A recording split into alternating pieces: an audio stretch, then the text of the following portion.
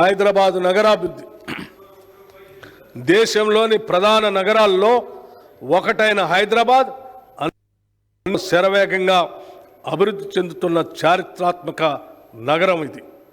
ఇప్పటికే ఈ నగరం ఒక ఐకాన్గా పేరు గడించింది. ఈ నగర అభివృద్ధికి విశేషంగా కృషి చేసిన గత కాంగ్రెస్ ప్రభుత్వాల సేవల్ని మనం మర్చిపోలేం. ఇంతటి ఘన చరిత్ర కలిగిన నగరం యొక్క పారిశుధ్య, మురుగునీటి, తాగునీటి వ్యవస్థలు గత 10 ఏళ్లుగా అత్యంత నిర్లక్ష్యానికి గురయ్యాయి. మితిమీరిన కాలుష్యంతో మూసి హుస్సేన్ సాగర్లు విషతుల్యం అయ్యాయి. మురికి నీటి కాలువల నిర్వహణ లోపంతో, ఆక్రమణలతో చినుకు పడితే నగరం జలమయమై ప్రజా జీవనం అస్తవ్యస్తం అయ్యే పరిస్థితి దాపురించింది. దూరదృష్టి లేని ప్రణాళికలు, ఇబ్బడి ముబ్బడి అక్రమ నిర్మాణాలపై దృష్టి సారించకపోవడంతో నగరాభివృద్ధి కుంటుపడింది. కేవలం కొన్ని ఫ్లైఓవర్లు నిర్మించి దానినే అభివృద్ధిగా భ్రమింప చేశారు. హైదరాబాద్లో భూములు వేలం ద్వారా వేల కోట్లు సమకూరినా వాటి వినియోగం మాత్రం నగరాభివృద్ధి కొరకు జరగలేదు. హైదరాబాద్ చుట్టుపక్కల ఉన్న పెద్ద పరిశ్రమలు మరియు ఐటీ సంస్థలు లక్షల మందికి ఉపాధి కల్పిస్తున్నాయి.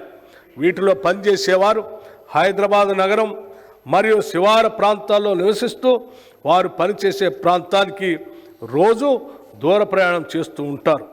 పనిచేసే ప్రాంతానికి దగ్గరగా నివాసాలు ఉంటే ఎన్నో ప్రయోజనాలు ఉంటాయి. ట్రాఫిక్ రద్దీ తగ్గటం, సమయం ఆదా అవటమే కాకుండా ఆర్థికంగా కూడా ఆదా అవుతుంది. అంతేకాకుండా హైదరాబాద్ చుట్టుపక్కల ప్రాంతాలన్నీ కూడా సెల్ఫ్ సస్టైనింగ్ ప్రాంతాలుగా అభివృద్ధి చెందుతాయి.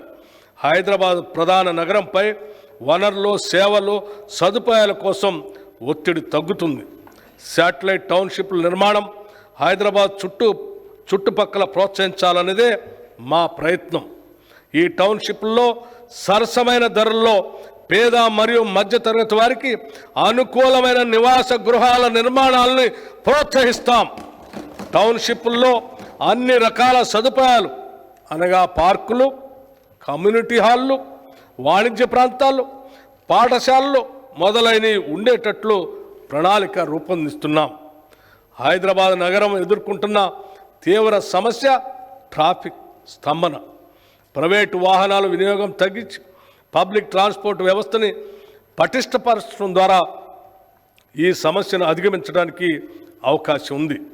దానిలో మెట్రో రైలు వ్యవస్థ అతి ముఖ్యమైనది. ప్రస్తుతం 3 ట్రాఫిక్ కారిడార్లలో మెట్రో సౌకర్యం ఉంది. మెట్రో మొదటి దశలో కలిగిన అనుభవాల దృష్ట్యా ప్రభుత్వం 2వ దశ ప్రతిపాదనలను సమీక్షించి వాటిని సవరించి కొత్త ప్రతిపాదనను రూపొందించింది. వివిధ వర్గాల అవసరాలను తీర్చడంతో పాటు నగరంలోని అన్ని ప్రాంతాలు సమానంగా అభివృద్ధి చెందాలన్న లక్ష్యంతో ప్రభుత్వం 78.4 కిలోమీటర్ల పొడవు ఉన్న 5 ఎక్స్టెండెడ్ కారిడార్లను 24,042 కోట్ల రూపాయలతో అభివృద్ధి పరుస్తుంది. ఇందులో భాగంగా మెట్రో రైలుని పాత నగరానికి పొడిగించి దాన్ని శంషాబాద్ విమానాశ్రయానికి అనుసంధానం చేస్తాం. అలాగే ప్రస్తుతం ఉన్న కారిడార్లను నాగోల్ నుండి ఎల్బీ నగర్ వరకు విస్తరిస్తాం.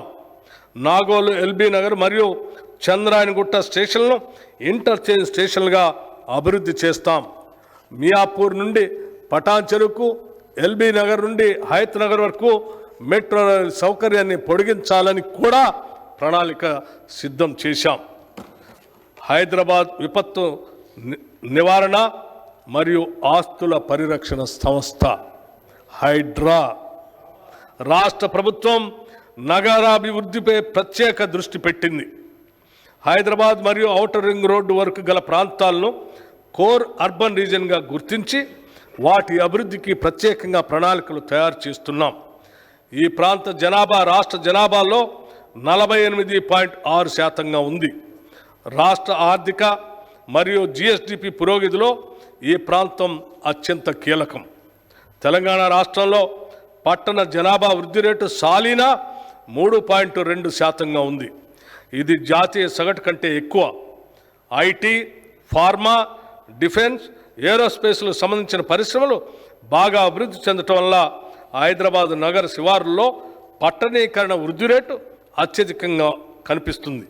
ఇది గత కాంగ్రెస్ ప్రభుత్వాల హైదరాబాద్ నగరాభివృద్ధికి చేసిన కృషికి ఫలితం. ఒక రకంగా ఔటర్ రింగ్ రోడ్డును నగర సరిహద్దుగా పరిగణించవచ్చు.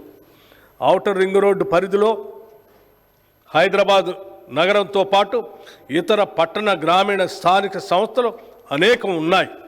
ఆయా ప్రాంతాల మధ్య పౌర సేవలలో సామ్యత లేదు.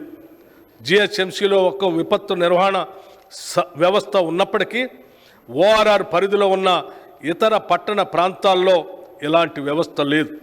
ఈ సమస్యను ఎదుర్కోవటానికి తెలంగాణ ప్రధాన పట్టణ ప్రాంతంలో తెలంగాణ కోర్ అర్బన్ రీజన్ విపత్తుల నిర్వహణ కోసం ఒక ఏకీకృత సంస్థను ఏర్పాటు చేయాలని ప్రభుత్వం నిర్ణయించింది.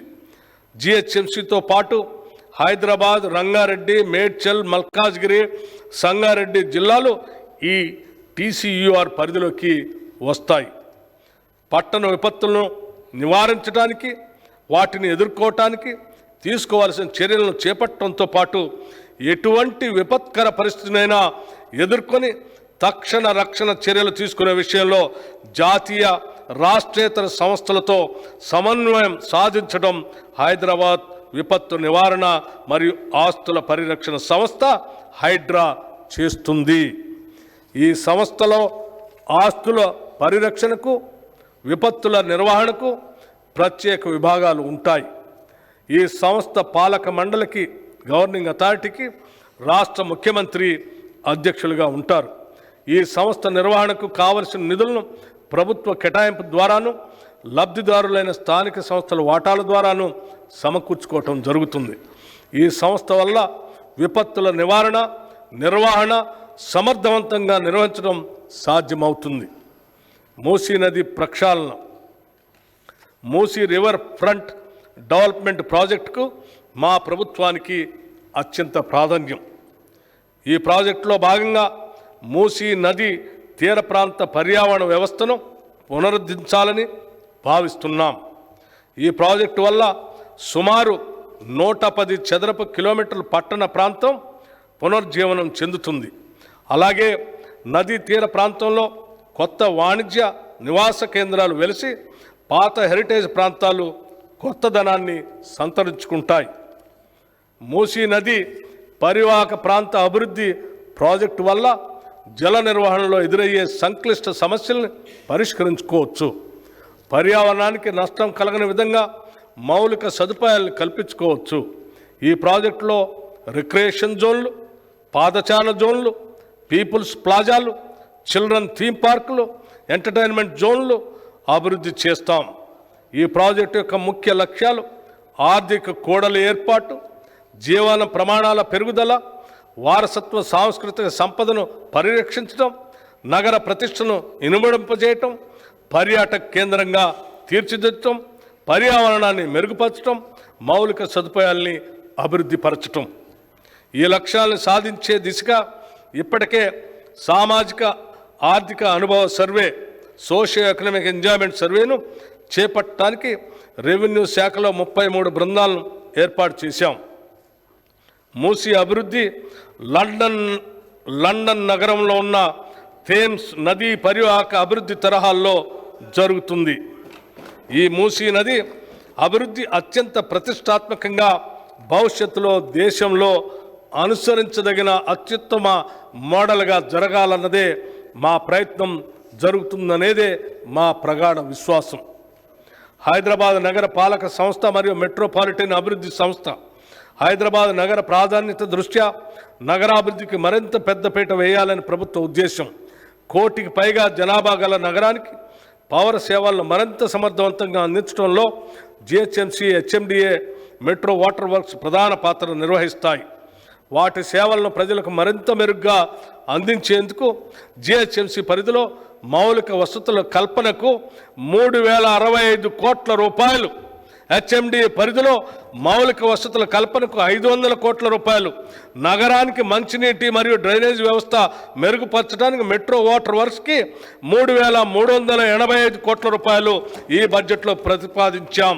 ఇవి కాకుండా హైడ్రాకి 200 కోట్లు, ఎయిర్పోర్ట్ వరకు మెట్రో విస్తరణకు 100 కోట్లు, ఔటర్ రింగ్ రోడ్డు కొరకు 200 కోట్లు, హైదరాబాద్ మెట్రో రైలు ప్రాజెక్టుకు 500 కోట్లు, పాత నగరానికి మెట్రో విస్తరణకి 500 కోట్లు, multi modal suburban rail transport system కొరకు 50 కోట్లు, మూసీ రివర్ ప్రాజెక్టు కొరకు 1,500 కోట్ల రూపాయలు ప్రతిపాదించాం.